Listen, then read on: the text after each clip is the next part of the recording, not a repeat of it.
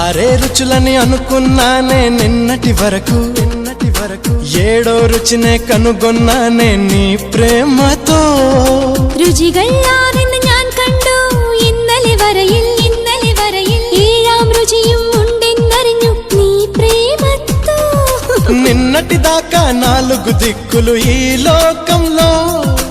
ഇന്നു മുതൽ నువ్వే దిక్కు ఎన్ లోകത്തിൽ മനസ്സിലായോ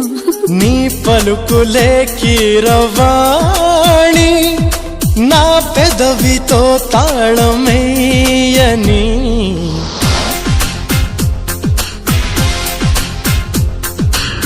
మాధవుడే బ్రహ్మను పూని సృష్టించాడేమో గాని 60 కేజీల చిలిపితనాన్ని అలుపన్నది ఎరుగని రవితేజాన్ని